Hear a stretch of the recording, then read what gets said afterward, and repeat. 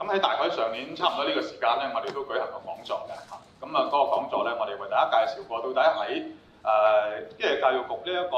即係宗教教育課程改革嚇，即係新舊嘅課程文件有啲咩最大嘅分別咧嚇？大家有興趣可以上翻網站睇翻我哋上年嘅影片嚇。咁而家正式已經係公布咗2024嘅呢一個課程文件，大家最需要知道嘅其實就係30個探究問題嚇。可能大家都會知咧 A1 至 A9。B1 至到 B21嚇，呢一個咧就係新課程框架裏邊要求學校嘅宗教教育係涵蓋嘅啲課題啊。咁 A1 至 A9就係學習宗教內容啦嚇，咁 B1 至 B21咧就係希望幫助學生透過宗教嘅智慧係能夠即係看自己、看他人、看世界同埋看幸福啊。即係話新框架重視嗰個宗教實踐性，點樣係能夠實踐喺學生嗰個嘅生活嚇生命裏邊咧，即係為佢哋帶嚟一啲嘅助益嚇。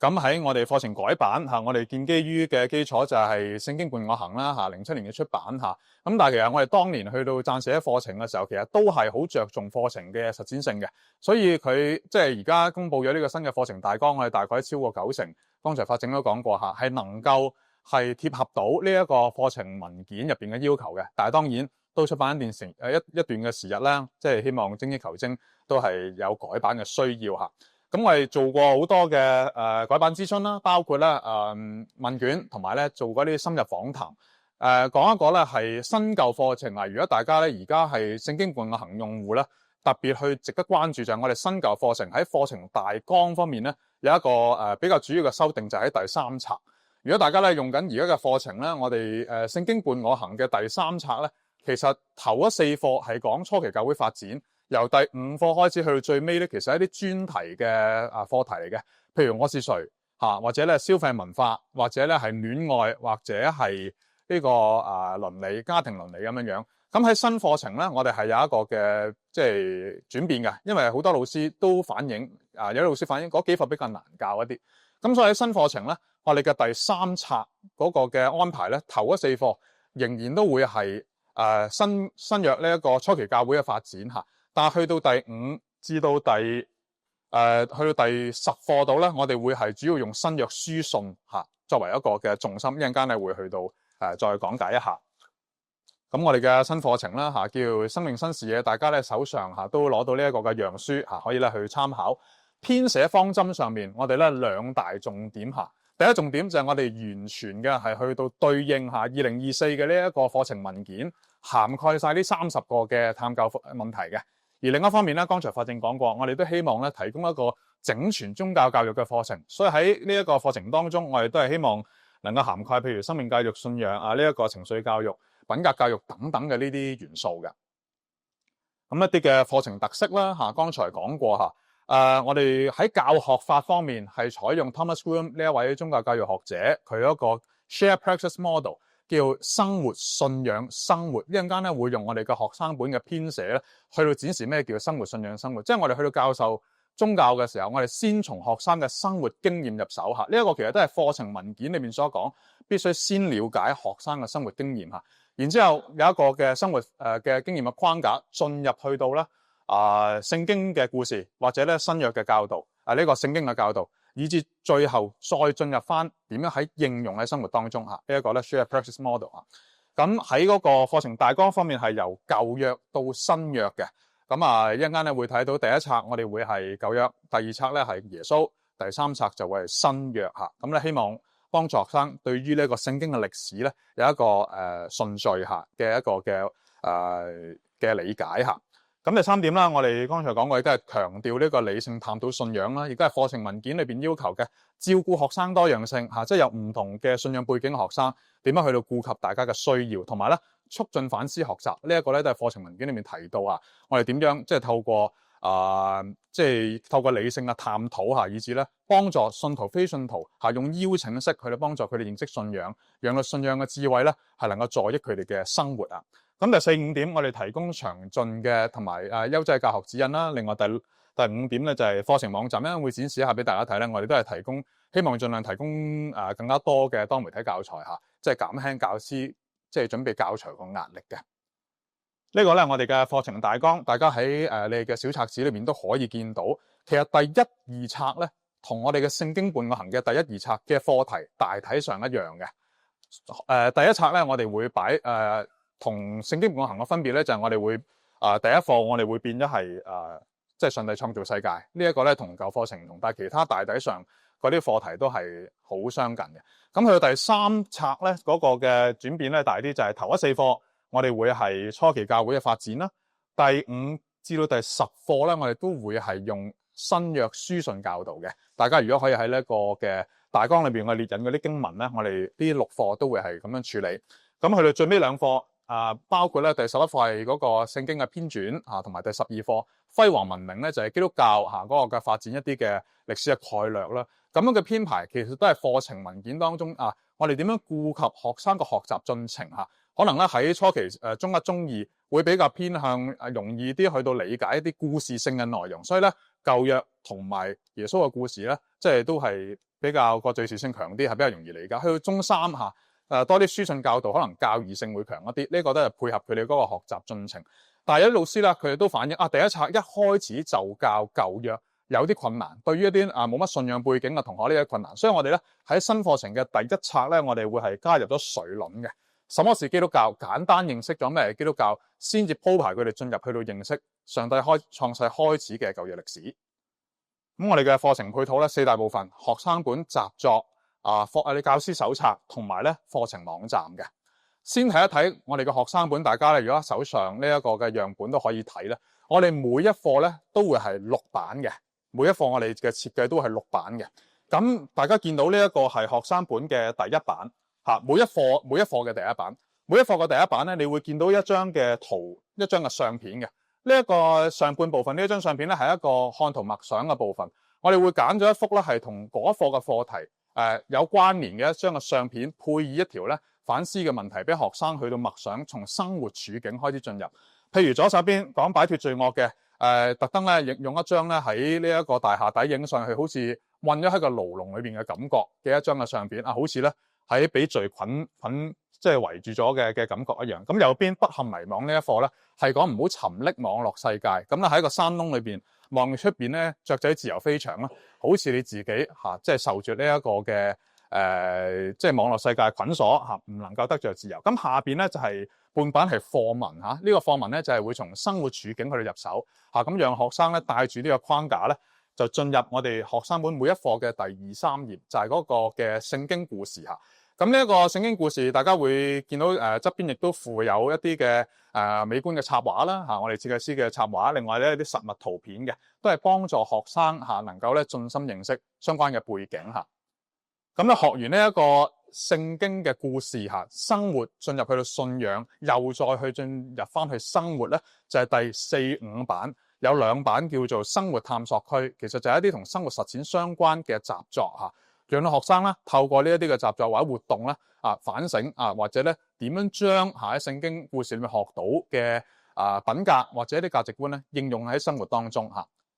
咁去到學生本每一課嘅最後一頁，咁我哋會有一個資訊性新設立嘅一個資訊性比較強嘅部分咁咧一齊有12課，呢3個嘅專欄咧會輪流出現嘅。包括咧係信仰思考區，信仰思考區我哋會介紹一啲信仰或者哲學嘅一啲簡單嘅觀念，讓學生咧盡心認識課題。另類驛站我哋會咧介紹一啲靈修嘅方法或者靈修嘅步驟，讓學生咧可以進行嗰個嘅體驗嘅一個嘅學習啦。另外就係宗教歷史廊會有一啲同聖經歷史或者基督教發展歷史相關嘅資訊咁去到下半部咧就會係金句同埋總結啦。呢一個係我哋學生本嘅設計咁至於習作方面，同我哋嘅聖經伴侶行一樣，每一課咧會有2版嘅。左邊呢一版係深化對於課文嘅認知而右邊呢一版咧係即係同生活實踐相關嘅。咁所以我哋嗰個嘅設計都會係一啲咧試題嘅形式啦即係會配合即係學校即係如果咧你呢一科係會用嚟考試嘅咁呢一啲嘅習作咧都可以即係幫助到學生去到操練咁去到教學呢個教師手冊咁我哋咧都係提供詳盡同埋容易使用嘅一個嘅教師手冊咁呢個教案，我哋每一課嘅教案，我哋可以先睇下教案嘅第1版。值得注意咧，會係課題 A 同埋課題 B， 我哋會列出咧呢一課到底係能夠對應新課程文件嗰啲邊一啲嘅探究問題嘅。咁喺呢一個課程文件裏邊，其實都好強調呢一啲嘅探究問題係希望能夠即係老師去合併處理或者有機結合咧。其實我哋喺呢一個課程當中都已經係幫大家做咗下每一課下，起碼咧我哋都會探討3個或以上嘅探究問題嘅。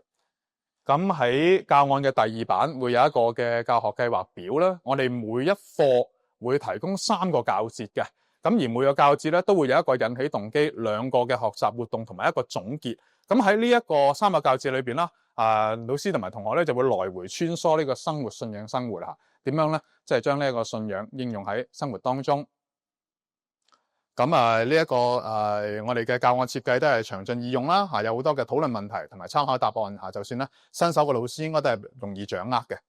另外我哋都會有教師參考資料幫助老師進深認識課題，同埋咧有一啲簡單嘅教具咧，我哋都會以附錄嘅形式咧係刊載喺教師手冊當中，或者以 PDF 形式咧放咗響我哋嘅課程網站上面供教師咧可以列印去喺課堂上面使用嘅。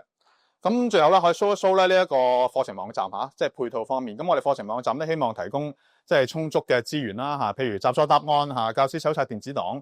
教學簡報、詩歌建議人物見證課外閱讀資料等等，呢啲係每一課都有嘅咁可以咧簡單展示部分俾大家睇睇。咁其實咧即係剛才所講過每一課嘅資源咧，其實你去選嗰一課咧，你就已經可以揾到噶啦。咁我哋咧整咗好多嘅簡報嘅。咁都係同事好精心去製作一啲美觀嘅簡報啦咁可以展示一啲俾大家睇睇。譬如咧呢一個係講失信嘅，咁彼得咧佢應承過耶穌，我係唔會即係唔認你嘅，但係佢最後唔即係唔認耶穌啦。咁呢一課咧，我哋其中一個嘅主題咧係講你會唔會容易許下承諾失信於人咧？咁呢個活動就係有2個情景，話你哋覺得呢2種嘅失信有冇啲咩唔同咧？首先，譬如有一個叫明峰嘅男仔應承咗浩南話，我點都會嚟你嘅生日派對㗎。點知咧去到呢一個生日嗰日咧，佢就同咗美軍一齊去咗呢一個嘅主題樂園嗰度玩咁到底呢一種失信，你會點睇咧？另外一種失信又係咧浩南嘅生日派對傲天又話啦，今次咧應承咗整蛋糕俾浩南，但係咧原來蛋糕咁難整好多次都唔成功，咁就唯有買啦咁咧就係2種唔同嘅失信，到底大家覺得嗰個嘅性質有冇啲咩唔同同咧即係彼得佢一個情況有啲乜嘢嘅分別咧咁另外我哋有一啲咧，譬如初期教會嘅時候，猶太人點睇外邦人咧？咁我哋有一啲嘅即係類似百萬富翁大家應該知咩嚟啦即係譬如外邦人係咪不潔淨嘅咁咧，同學可以出嚟咧自己試玩下，咁咧就係去到認識下到底喺初期教會外邦人係即係猶太人係點樣睇外邦人嘅。咁另外呢個食物禁忌都係同咧猶太人嘅習俗有關啦點解佢哋會視外邦人為不潔當然因為佢哋咧會食好多不潔嘅食物咁咧即係都係好精美嘅譬如咧可吃嘅有咩係可吃咧分題同反初嗰啲咧就係即係可吃啦咁如果咧即係分題又唔反初或者反初又唔分題嗰啲咧就都唔食得嘅咁咧所以咧我哋都製作咗咧好多精美嘅簡報咧係俾大家去使用，譬如開多個呢一個咧係我設計嗰陣時咧係3位一體呢一個係咪好難去講咧？其實有好多時咧宗教嘅真理咧，其實係好唔係用你常理可以了解嘅。但係其實呢一種嘅大家唔係好陌生嘅啫。你日常生活都聽好多呢一啲看似矛盾嘅真理，或者你覺得好有道理嘅說話咧，其實你未必係能夠去從一個常理去理解佢嘅變幻源自永恆咁咧就係你知道嘅越多，會發現你唔知道嘅越多。咁呢啲係咪好矛盾咧？但係你又會覺得好有道理喎。所以其實宗教嘅嗰個道理都有呢一啲嘅性質。所以唔好咧就係大家聽完之後覺得好似好矛盾，就唔去接受佢咁樣咁咧展示過一啲嘅教材咧，大家如果咧想呢套課程咧，即係呢一啲喺網站上面都可以下載使用啦。咁跟住再講一講我哋個課程設計剛才講過我哋課程設計2大嘅嗰個重點就係咧，完全涵蓋呢一個新課程文件裏面30個探究嘅課題。咁你可能會話譬如有一啲 A8 嘅宗教藝術，我哋會點樣涵蓋咧？譬如我哋喺呢一個嘅印刷本裏邊咧，我哋就會有呢一個嘅感謝主我哋咧就會有一啲嘅實物嘅圖片，譬如宗教建築啦有一啲嘅彩繪玻璃啦，教堂嘅彩繪玻璃，或者歷代嘅名畫，或者咧喺唔同地方有一啲同即係基督教嘅相關嘅一啲嘅紀念碑啊等等咧，呢一啲我哋都可以即係透過呢啲去到為學生介紹宗教藝術啦。咁我哋網站上面都有詩歌嘅咁透過音樂嘅藝術都可以去到認識。譬如 A9呢一個宗教影響，咁我哋咧特別喺第3冊，我哋最尾嗰一課咧就係講輝煌文明啊，入邊咧亦都會涉獵到譬如有一啲嘅課程文已經提到，譬如宗教改革啊，或者咧就係傳教士來華翻譯聖經啊，咁譬如傳教士點樣幫呢一個嘅即係促進西學東漸咁樣等等，我哋都會觸及到即係當然啦，係簡單去到提及咧，但係咧我哋都係會係能夠顧及到呢一啲課程文件裏面所要求嘅內容嘅。咁剛才講過啦整全嘅宗教教育，我哋譬如舉一啲例子，我哋點樣去到幫助學生認識自己嘅人格特質，以至咧喺情緒方面咧有一個更加好嘅管理咧。譬如我哋咧喺第3冊第6課講呢一個悔改生活點樣透過聖靈幫助自己去改善性情。喺呢一課裏邊咧，我哋學生你可以先認識自己嘅性情喎。咁我哋有一啲簡單嘅測驗或者咧你去到描繪一下自己嘅性情，喺你生活上面對自己對別人帶嚟一啲咩正面同埋負面嘅影響，於是乎可以點樣去到讓聖靈或者咧你自己喺改善呢個性情方面有啲乜嘢嘅方向咧？咁品格教育以透過榜樣學習為例，其實當然啦每好多嘅課次裏邊，我哋提到一啲新約或者咧聖經裏邊嘅人物都係一個好嘅榜樣。而我哋喺呢個課程網站上面咧，都會提供大量嘅即係見證影片咁呢啲生命嘅故事咧，即係可以幫助學生去到咧即係建立一個嘅品格。體驗式學習啦即係剛才講過，譬如心靈教育嘅靈修為例，我哋特別喺每一冊咧，我哋起碼有3課，我哋會提供靈旅驛站咧，係一啲靈修嘅步驟可能咧係同呼吸練習有關或者咧其他種種嘅幫助自己控制情緒嘅練習等等，都希望咧可以讓學生咧透過體驗式去到學習嘅。咁最後啦，我哋用2課，我同阿楊博士咧會用跟住呢2課咧展示下我哋嘅課程設計。呢2課相信每一位老師都會好關注。第一就係點樣喺課程當中我哋去觸及 B16 挺過困境， B18 尋找意義。呢個同當下學生嗰個嘅可能係自我傷害嗰個嘅趨勢亦都好相關。我哋先睇一睇呢一課第3冊第7課嘅憑信盼望。首先我哋看圖默想一部分就係咧喺盡頭見到曙光嘅一幅嘅相片啦。咁下邊咧就係同抗逆力有關嘅一段文字，帶住呢一個咧同抗逆力有關嘅諗法進入去到我哋嘅聖經嘅部分。呢一課我哋用咩聖經去講咧？我哋用帖撒羅尼迦前書同埋希伯來書。帖前就係保羅點樣去到勸勉當時嘅外邦受到逼迫嘅外邦基督徒，去到堅持信仰，就係話主再嚟嘅時候，你哋會咧被接喺呢一個嘅半空與主相遇一個咧福樂嘅景象，希望咧幫助佢哋能夠堅持落去咁至於希伯來書就係咧舊約嘅人物嘅典範啦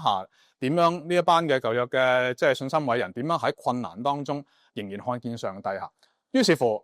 認識咗呢一啲嘅聖經以後，我哋喺呢一個嘅生活探索區呢2個嘅活動裏邊，點樣幫助學生去反省自己嘅生活咧？首先就係第一，喺困難當中你可以想像一個即係困難過後一個點樣一個正面嘅景象去幫助你堅持落去咧。另一方面喺而家嘅困境當中，你點樣仍然可以看見有美善嘅存在咧？透過呢啲練習咧，係幫助佢哋咧係轉換思維。咁喺呢一課嘅最尾呢一個嘅信仰思考區咧，我哋就係會用一位心理治療學家佢嘅Viktor Frankl 佢嘅幫佢嘅一啲嘅説法啦去到幫助學生咧尋索生命意義嘅咁呢一個係我哋嗰個嘅設計。一陣間咧楊博士會再講下喺當中點樣咧有嗰個思維嘅正反合嘅嗰個嘅轉化。咁另外一個咧就係不陷迷惘 B12 明辨媒體同埋 B13 認清虛實，就係今次新課程文件裏邊特別講到點樣幫助學生唔好沉溺呢一個嘅網絡世界。咁呢一幅嘅相片即係剛才講過啦喺山洞裏邊望出去係一個自由嘅景象，但係佢自己可能咧混咗喺呢個山窿裏邊咁透過呢一段嘅文字你作為一個數位嘅原住民，你有冇沉溺於網絡世界或者你有冇經歷過呢一個嘅網絡欺凌咧？咁喺呢一個嘅聖經嘅我哋選出嘅經文咧，就係哥林多前書同埋咧雅各書。林前大家都熟悉㗎啦，凡事都可行嚇，但不都有益處，亦都咧總不受到他轄制。另外雅各書舌頭嘅比喻，你點樣去到管好自己嘅舌頭咧？於是乎應用翻喺我哋嘅生活探索區裏邊，網上嘅言行，你可以點樣去到修訂嚇？你喺網上面嘅一啲嘅留言，唔好去到攻擊人啦嚇，或者你自評呢一個嚇，你有冇受到網絡欺凌，或者你有冇去施加網絡欺凌，去到讓學生咧有一個嘅反省。咁喺其他嘅課堂活動裏邊咧，我哋都會俾學生有一啲評估，你自己有冇沉溺網絡世界咧？於是乎咧，我哋喺呢一課最尾嘅信仰思考區，我哋會幫助學生反思到底乜嘢叫做自由，就引用咗一位哲學家佢嘅講法。咁咧交俾咧楊博士，我哋咧去到睇一睇呢兩即係點樣喺呢兩課裏邊咧幫助。